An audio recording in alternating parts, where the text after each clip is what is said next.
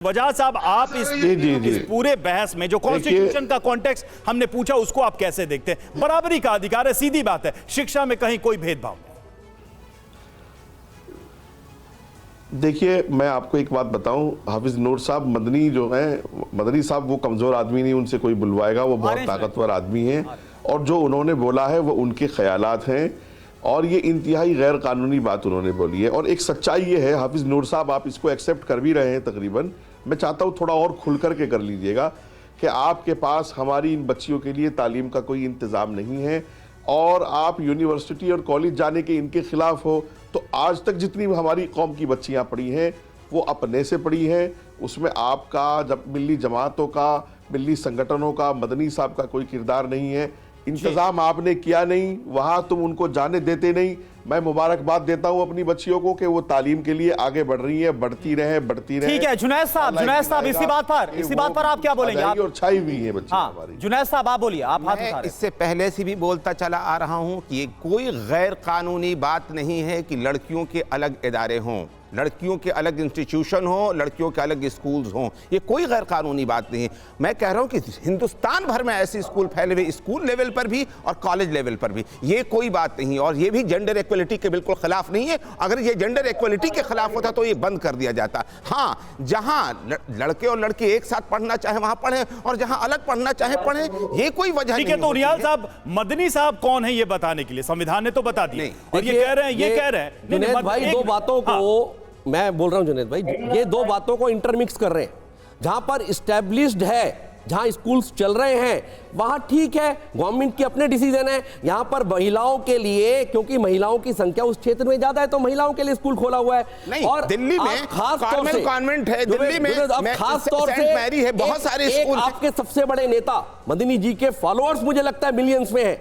उस तरह के नेता, एक यहां नूर साहब बैठ के कहते हैं उनके मुंह में डाल दिया गया, वो ये स्टेटमेंट देते हैं कि नहीं 8वीं तक की बच्चियों के लिए खतरा है, किनसे? हिंदुओं से, जबकि स्टैच्यूरली जिहाद ये जुनैद साहब पढ़ाया जाता है तो कानूनी रूप से गलत है। बड़ा ही छोटा सा सवाल है, आपने कहा जुनैद साहब एक बड़ा छोटा सवाल, उनियाल जी छोटा सा सवाल है, आपने कहा कि पढ़ती हैं लड़कियां, ये इसमें कुछ भी गैर कानूनी नहीं है, लेकिन क्या वो स्कूल इसलिए बनाए गए थे कि अलग धर्म या लड़कों से के साथ पढ़ के वो रास्ता भटक जाएंगी? क्या इस आधार पर वो बने थे? प्रश्न ये है, जो ज्वलंत प्रश्न है, मदनी साहब की चिंता यही है, मदनी साहब की चिंता यही है, यक्ष प्रश्न यही है कि क्या मदनी साहब को सिर्फ मुस्लिम बच्चियों का, उनको ये कहना चाहिए या तो गर्ल्स कॉलेज किसी भी धर्म की बच्ची, ठीक है, रिएक्शन ले लेते हैं गर्ल्स कॉलेज स्कूल किस आधार पे, क्लास से नीचे गर्ल्स कॉलेज स्कूल किस आधार पे? अभी मैंने मुस्लिम बच्चियों को क्यों? अभी मैंने एक बीजेपी के लीडर को ये लिविंग रिलेशन में रहने की मनाही सुनी कि इस कानून को खत्म करना चाहिए। अगर कहें तो अभी मैं सुना दूं, मेरी पूरी बात सुन लें, पूरी बात सुन लें, के लीडर से क्या लिंक है? पूरी बात सुन लें। आ गए ना बीजेपी पे आ गए। जुनैद साहब आप इसको सियासी लेकर क्यों जा रहे हैं? आपको क्या जो हमारा पूरा जो शिक्षा का ढांचा है, जो एजुकेशन सिस्टम, उस पर आपको कोई यकीन नहीं है क्या?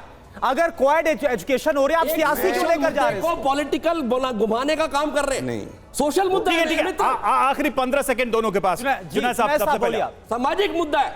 ठीक है, उनियाल साहब 15 सेकंड आपको भी दूंगा, पॉलिटिकल मुद्दा नहीं है क्लोज करने के लिए। लड़कियों को तालीम का बेहतरीन मौका मिलना चाहे वो लड़के और लड़की एक साथ होकर के पढ़ें, चाहे अलग अलग होकर। और उसका आधार क्या हो? तौर पर अलग पढ़ने का आधार क्या हो सर? अलग पढ़ने का आधार क्या हो? मदनी साहब ये बयान दे रहे हैं और स्कूल खोलने की लड़कियों के लिए स्पेशल बात कर रहे हैं, ये कानूनन कोई जुर्म की बात नहीं है। और लेकिन बस इसमें इतनी सी बात है, बात हिंदू और मुसलमान की नहीं है, जेंडर। उनियाल साहब 10 सेकंड क्लोजिंग कमेंट। मैं तो एक लाइन में कहूंगा, यस्य नास्ति स्वप्रज्ञा शास्त्रम तस्य करोति किम, लोचनाभ्याम विहीनस्य दर्पणा किम करिष्यति। जैसे कि चक्षुहीन व्यक्ति के सामने अगर आप शीशा रख दो, वो क्या देख पाएगा?